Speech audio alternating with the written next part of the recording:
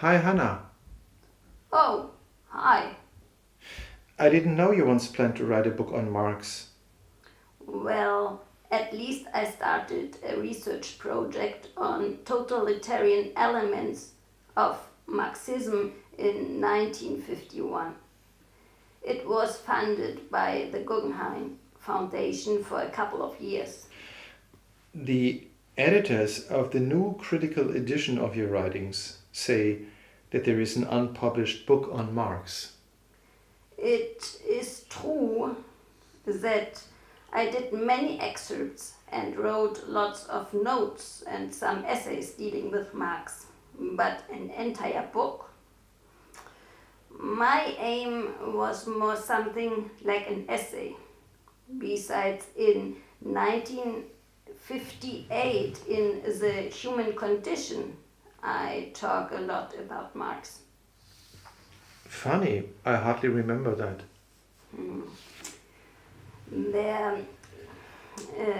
is this distinction I draw between labor, work, and action. And especially when it comes to labor, I discuss Marx. Could you explain a little bit what it is about? Do you remember our last conversation when we spoke about natality? Sure. In Marx, you can see how he traces the entire economic process back to the life process, looking at two fundamental aspects, laboring and begetting. Labor was to him the reproduction of one's own life, which assured the survival of the individual, and begetting was the production of foreign life, which assured the survival of the species.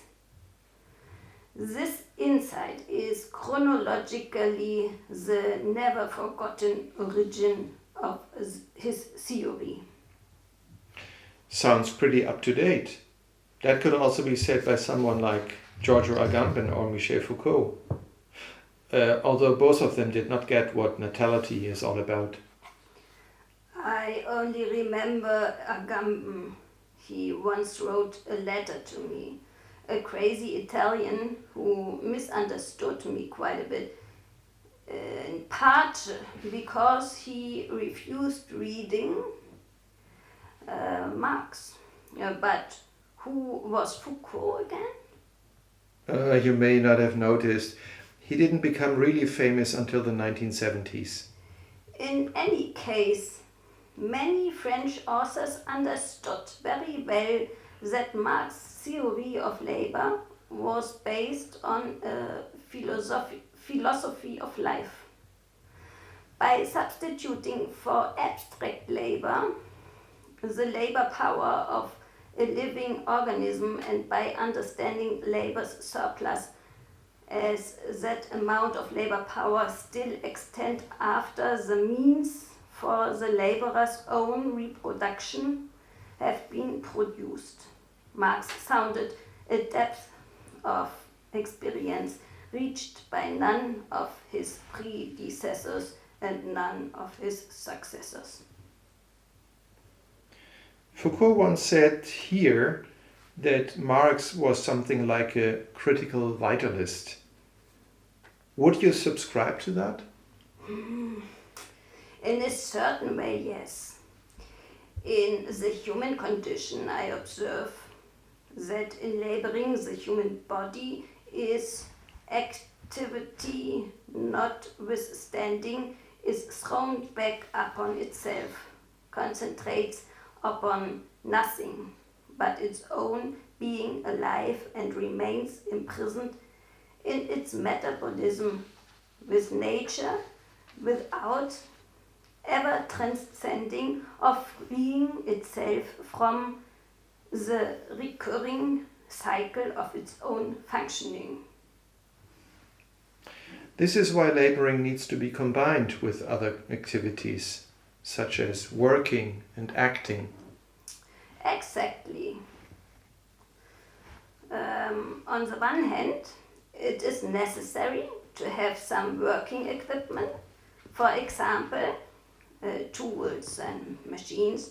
And on the other hand, you need a division of labor by means of social organization and planning. Both is crucial for ensuring that those who work do not remain on the level of naked life. If you like, that's the critical point. Roughly speaking, then, you understand labor as corresponding to life, work to technology, or even architecture and art, and action to language or politics? Yes, something of that sort. Maybe that explains why you never wrote a work on Marx. He was of vital importance to you. Oh, was I really that important to you, chère madame?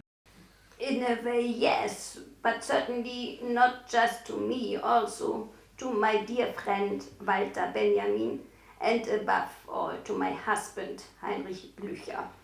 Never heard of them, but please tell me what kind of guys they were.